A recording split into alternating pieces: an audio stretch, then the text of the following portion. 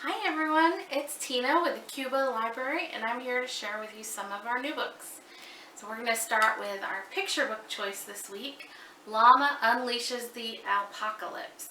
Get it? It's like apocalypse but with alpacas. Now this is the second book in the series.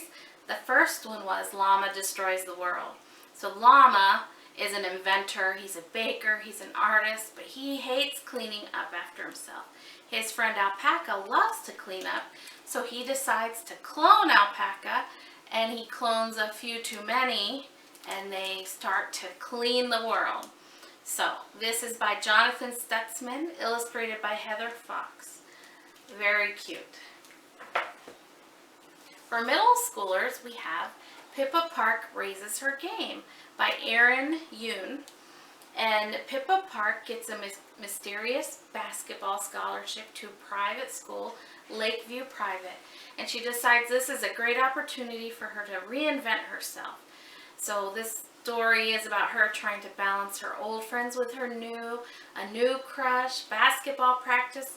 Meanwhile, all the time trying to keep her keep it a secret from her new friends that her family owns and operates a laundromat. But when she starts to get anonymous messages on social media, she realizes she can't keep the truth of her real life secret from her new friends for much longer.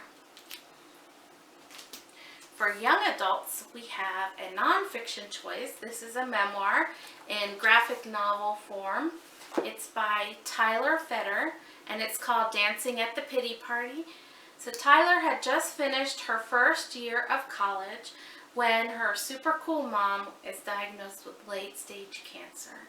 And this book is about her journey with her mom through diagnosis, treatment, death, funeral, and it's the reality of her becoming a motherless daughter. This book is a funny and frank look at what it means to grieve, and she wrote it specifically for others who are grieving or have gone through similar processes, so they understand that they're not alone and other people have gone through the same feelings as well.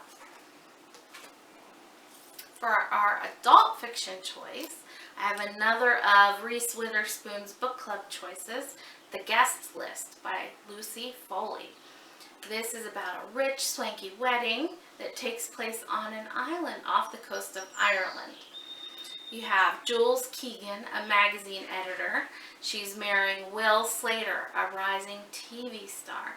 They've invited all their friends. This is the type of wedding you see in celebrity gossip magazines. It's beautiful, it's swanky, but as things start to wind down, jealousies emerge, and you realize that everyone who's in attendance has a secret, everyone has a motive, and someone will not leave the island alive. So this is a murder mystery. Looks like it'll be a good one too. Now this is a large print book. I don't know if you can really tell. We have quite a few large print books and we buy a number each month to add to our collection.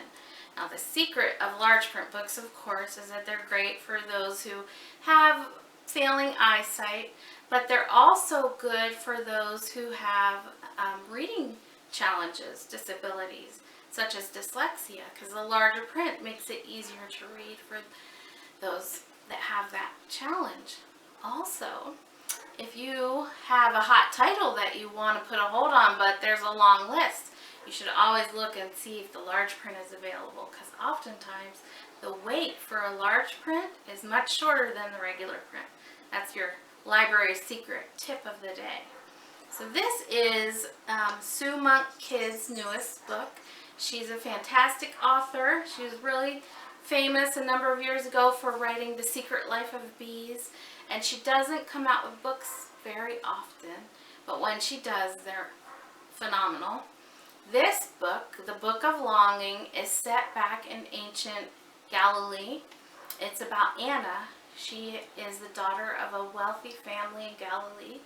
Her dad works in the court of the Romans there as the head scribe. And she's a smart, rebellious girl, ambitious, everything that a young Jewish girl should not be back in those days. She gets betrothed at the age of 14 to a much older widower, and she thinks her life is over. And then in the market one day, she meets a young man who changes her life named Jesus. And this is a story of their marriage. It's really good. I'm listening to it on audiobook actually, and I'm enjoying it quite a lot. Also, Judas is Anna's cousin, and he's a big character in this book as well.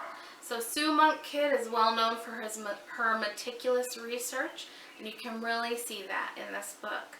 Also, she's taken on this topic with a real reverence, and it's good. I'm enjoying it.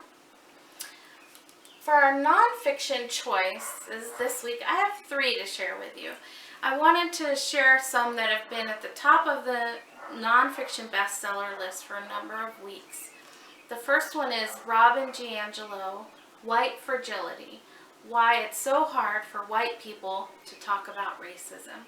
Now, Robin DiAngelo worked as a number of years as a diversity trainer, and from that experience he realized how uncomfortable white people were talking about racism. So this is his book about what kind of defensive moves white people have when they are challenged about race, how they feel anger, how they feel fear or guilt, and it explores how white fragility developed and how it protects racial inequality and what we can do about it to engage in a conversation to work towards overcoming white fragility and being able to talk about race in a constructive manner. So that takes us on to the next book, which is by Rennie Ito Lodge. You can't really see the title because this part might not translate on screen, but the title is Why I'm No Longer Talking to White People About Race. Rennie Ito Lodge is British. This book was written about British racial tensions, but I'm sure it applies very well to American racial tensions as well. So it started out as a blog post. She wrote a blog post called Why I'm No Longer Talking to White People About Race, and it went viral, and many people contacted her sharing their own experiences and their own feelings echoing hers. She saw that there was a clear need to develop this conversation around this topic, and so she dug into the source of these feelings. So this one is particularly about what it's like to be a person of color in Britain today, but it's still on the bestsellers list, and I'm sure it's quite relevant to us over here across the pond as well. Our next book is Twisted by Emma DeBerry, The Tangled History of Black Hair Culture. Emma grew up in Ireland, and this book is part memoir about her experience as a black woman growing up and how she experienced insecurity, shame, and discrimination based on her hair. She talks about the first time she chemically straightened her hair and how she remembers the loss she felt as her curls went away. But it's also a historical book. It's a societal look at the history and culture of racism and how it ties together with black hair. So this proves to be very interesting. Emma DeBerry. For our DVDs this week, we have, I want to do this one first. We have Beecham House. It's a PBS Masterpiece series. It's set in 1795 Delhi. It's about John Beecham. He's a former East India Company soldier, and he decides it's time for him to start a new life. He gets a house, he settles down, but when he arrives at his new house, his staff is surprised to see that he brings with him an infant son, and that the son is of mixed race. So there are 6 episodes in this series, which to me seems like the perfect series to watch for a long weekend. And then lastly, we have Jojo Rabbit by writer and director Taika Waititi. If you're not familiar with Taika Waititi, he's smart, hilarious, creative man. He wrote Thor Ragnarok. He's working on an upcoming Star Wars movie. This is a World War II satire about a lonely German boy named Jojo who's enamored with the Hitler Youth, and his mom, played by Scarlett Johansson, who is working in the resistance. But of course she can't let him know because that would endanger him. And Jojo discovers that his mom is hiding a Jewish girl in their attic, and it rocks his worldview.